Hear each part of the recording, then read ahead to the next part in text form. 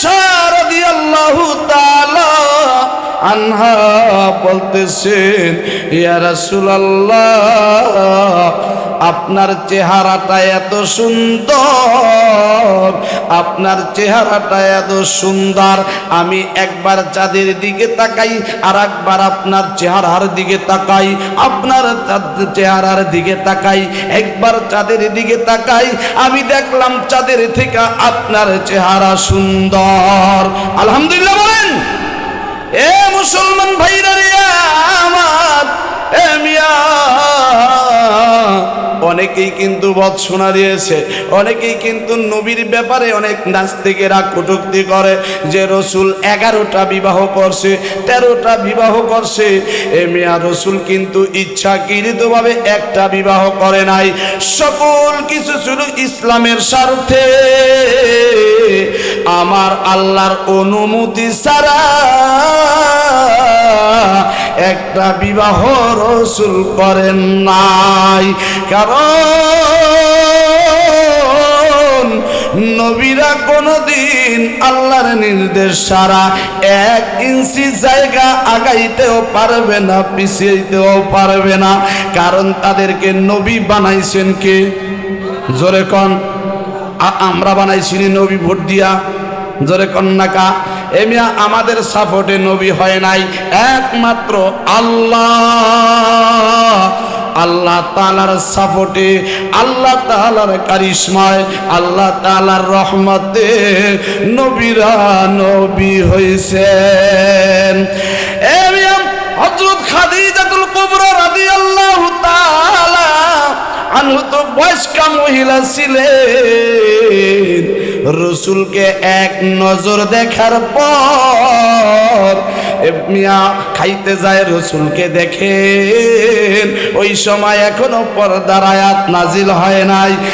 যেই সময় তিনি শুইতে যান, রসুলকে দেখেন চোখে চোখে, স্বপ্নের মাধ্যমে রসুলকে দেখেন। সকালবেলা আল্লাহ তাআলার কাছে দোয়া করেন, আল্লাহ গো, আমি যাকে স্বপ্নে দেখতেছি আমাকে তাকে মিলায়া দাও। ইশারা ছিল কার? আরো জোরে বলেন। হযরত ইব্রাহিম আলাইহিস সালাম রওনা করছে ইরাক থেকে বাইতুল আকসায় যাবে। মধ্যপ্রতি রাষ্ট্রের মধ্যে রাজার একটা মেয়ে আছে, রাজার মেয়েকে বিবাহ দিবে। এখন সিরিয়াল দিয়া শুধু ছেলেরা দেখতে আসে রাজার মেয়েকে যে বিবাহ করবে। কে বিবাহ করবে? রাজার মেয়ে যাকে পছন্দ করবে তার সঙ্গে বিবাহ হবে। এখন রাজার সিদ্ধান্ত নিল এইভাবে আসতে হবে না, শুধু বছর মিলে দেখাই দিয়ে থাকুন আর মেয়ে শুধু বলবে না, এটা হবে না। একদিন আমরা রাষ্ট্রের সকল যুবকদেরকে দাওয়াত দিব, আমার মেয়ে যেই যুবককে পছন্দ করে ওই মেয়ের সঙ্গে বিবাহ দিব। এবার মেয়েকে বাবা জিজ্ঞাসা করতেছে, রাজা জিজ্ঞাসা করতেছে, মেরে তোমার কেন অন্য কোনো ছেলেকে পছন্দ হয় না? কয় বাবারে, আমি রাত্রি একটা যুবককে স্বপ্নে দেখি। কয় তার নাম কি? কয় তার নাম হলো ইব্রাহিম। বলেন আল্লাহু আকবার। এই ইব্রাহিম আলাইহিস সালাতু ওয়াস সালামকে কয় বাবা আমি স্বপ্নে দেখি তার নামটা হলো ইব্রাহিম। হযরত ইব্রাহিম আলাইহিস সালাম ওই রাজার বাড়ির পাশ দিয়া যাইতেছেন। এ মুসলমান ভাইরা রে আমার, বাড়িতে বিশাল আয়োজন।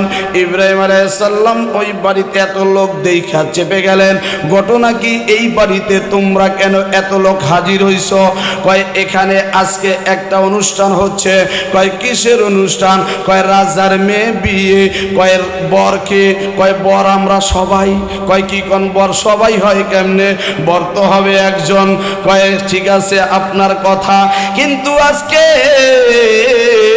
সবাই সিরিয়াল দিয়া দাঁড়াইব। দেখেন সবাই সুন্দর করে সাইজা গুইজাইছে। কয় কেন? কয় সবাই সিরিয়াল দিয়া দাঁড়াইবে, দাঁড়ানোর পরে রাজার মেয়ে একে একে সবাইকে দেখবে, যাকে পছন্দ হবে তার সঙ্গে বিবাহ হবে। আল্লাহু আকবার। এ মুসলমান ভাইরা আমার, তাহলে রাজার মেয়ে স্বপ্নে দেখে কাকে? ইব্রাহিম আলাইহিসসালাতু ওয়াসসালামকে। ইব্রাহিম আলাইহিসসালাম বলতেছে তাহলে তো চান্স একটা পাওয়া গেছে, ভালোই সুযোগ, তাহলে আমিও তো মনে হয় প্রার্থী হইতে পারি। কই আপনি তো জীর্ণ শীর্ণ পোশাক, এই পোশাকে আপনি কি দাঁড়াইবেন? আমরা দেখেন কি দামি দামি পোশাক পরে আসছি। আর একজনে কয় আপনারা যদি দাঁড়াইতে পারেন আমার দাঁড়ানোর সমস্যা কি? সবার জন্য তো উন্মুক্ত। কয় হ্যাঁ সবার জন্য উন্মুক্ত। আর একজন যুবক বলে যে আরে বেটা এরা তুই না করস কা? দেখছোস পোশাকটা যেমনি হোক, নাকটা কি দেখছোস বেটা তীরের মতো সোজা, চেহারা দেখছোস ডিজাইন কি? এ মিয়া যত নবী এই দুনিয়ার মধ্যে আসে ওই জামানার শ্রেষ্ঠ সুন্দরী ছিল নবীরা। আল্লাহু আকবার। এ মুসলমান ভাইরা আমার, হযরত ইব্রাহিম আলাইহিস সালাম কাতারে দাঁড়ায়া গেলেন। কাতারে দাঁড়ানোর পর তাফসীরের ভিতরে আসছে এইবার রাজার মেয়ের নাম ছিল সারা আলাইহাস সালাম। সারা বলতেছে কই রে বান্ধবীরা তোরা কই, আমাকে দে সাজায়া দে, সবাই মিল্লা তোরা আমাকে সাজায়া দে। আমার মন বলে, আমার মন বলে আমি যাকে স্বপ্নে দেখি সে মনে হয় আমার বাড়ির দরজায় হাজির। সবাই তাকে সাজাইয়া গুছাইয়া দিল। এ মুসলমান ভাইরা আমার, বাবাজিরা আমার, হযরত ইব্রাহিম আলাইহিস সালাম একবারে কাতারের পিছনে দাঁড়ায়া রয়েছেন। পোশাক আদি বেশি একটা সুবিধা না, কিন্তু চেহারা তো ঝলঝল করতেছে। ওই রাজার মেয়ে সারা আলাইহিস সালামকে সাজাইয়া গুছাইয়া ঘরের ভিতর থেকে বের করলেন। বের করার পর কোন দিকে তাকান না, এক একটা যুবক হ্যান্ডসাম পোশাক পরে দাঁড়িয়ে আছে। সবাই চিন্তা করতেছে মনে হয় আমার দিকে আসবে, না আসবে তো দূরের কথা, কারো দিকে চক্ষু মিল্লাও তাকায় না। আরে পিছনের দিক নজর দিয়ে দেখে সূর্যের মতো কার চেহারা যেন ছলছল করতেছে। ডাইরেক্ট হাইটা পিছনে রওনা করছে। পিছনে যাইয়া বলতেছে আপনার নাম কি? ইব্রাহিম। বলেন আল্লাহু আকবার। কয় হ্যাঁ আমার নাম ইব্রাহিম।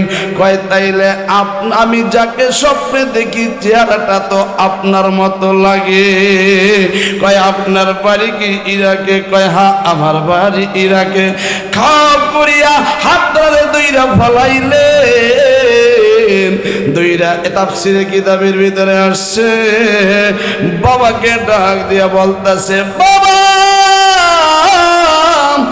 সবাইকে চলে যাইতে বলুন, আমি আমার জামাইকে পেয়ে গেছি, আমার আর খোঁজা লাগবে না। বিয়ের আয়োজন হয়ে গেল। কয় আমার কাছে বিবাহ দিবেন ভালো কথা, আমি কিন্তু মুহাজির হিজরত করে বাইতুল আকসা যাইতেছি। কয় আমার কাছে বিবাহ দিতে হইলে ডাইরেক্ট আমার বাড়িতে এখন যাওয়া যাবে না, আমার সঙ্গে হিজরত করতে হবে বাইতুল আকসায়। এ মুসলমান ভাইরা আমার, বাইতুল আকসায় রওনা করলেন। শুধু এই কথা বলে ক্ষান্ত হন নয়, বলতেছেন আমি আপনাকে স্বপ্নের মাধ্যমে দেখেছি, আপনি যদি আমাকে চতুর্থ আসমানেও নিয়ে যান, আমি চতুর্থ আসমানে যেতেও রাজি আছি। এ মুসলমান ভাইরা রে আমার, আজকে যিনি বিবাহ শাদী করে রওনা করছে, কিছু দূর যাওয়ার পরে ডাকাতের কবলে, জালেমদের কবলে পড়ে গেছে। নবীদেরকে আল্লাহ মুজিজা দান করছেন। এ মিয়া ওই জালেমের বদ অভ্যাস ছিল, যাদের সুন্দরী বউ দেখতো তাদের দিকে আসার পর হাজেরা আলাইহিস সালামের মনে বড় কষ্ট, আমার স্বামী আমারে কই রাইখা যায়, চারিদিকে কোনো ঘর নাই, বাড়ি নাই, কোনো খাবারের কোনো ব্যবস্থা নাই, আমি এত ছোট শিশু সন্তান নিয়ে কিভাবে থাকবো? স্বামী গো, তুমি যে আমাকে রাইখা যাইতেছো এই ছোট্ট শিশু সন্তান সহ এই মরু প্রান্তে, এটা কি আপনার সিদ্ধান্ত অনুযায়ী রাইখা যান না আল্লাহর নির্দেশ অনুযায়ী রাইখা যান? ইব্রাহিম আলাইহিস সালাম ডাক দিয়া বলেন, এইটা আমার সিদ্ধান্ত না, আল্লাহ তাআলার সিদ্ধান্ত। এ বাবা, পানির অভাবে, কিছুদিন পর খাবারের অভাবে, পানির অভাবে পড়িয়া গেল। ইসমাইল আলাইহিস সালাম পানির অভাবে এমন কান্নাকাটি শুরু করলেন, শরীরটা শুকায়া যায়। ছোট্ট শিশু হাজরা আলাইহিস সালাম জিহ্বাটা বের করিয়া ইসমাইলের মুখে দেয়, মনে হয় যেন জিহ্বাটা টান দিয়া ভিতরে নিয়ে যায়, পানির ব্যবস্থা হয় না। মা হাজরা আলাইহিস সালাম সাফা মারওয়া পাহাড়ে 7 বার দৌড়ায়, সূর্যের আলোক রশ্মি পাথরের উপরে যায়া পড়ে, মনে হয় যেন ঝরনার পানি গড়গড়ায়া পড়তেছে। এই পাহাড় থেকে ওই পাহাড়, ওই পাহাড় থেকে এই পাহাড়, 7 বার পানির জন্য দৌড়াইছে। ওই স্মৃতি আদৌ পর্যন্ত হাজিরা যদি হজ করতে যায়, ওই পাহাড়ে 7টা বার দৌড়ানো লাগে। হে মুসলমান ভাইরা রে আমার, আল্লাহ তাআলার রহমত নাজিল হয়ে গেছে।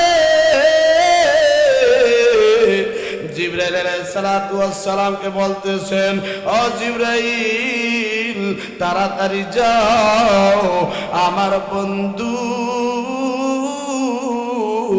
ইসমাইল পানির অভাবে মনে হয় যেন মারা যাবে।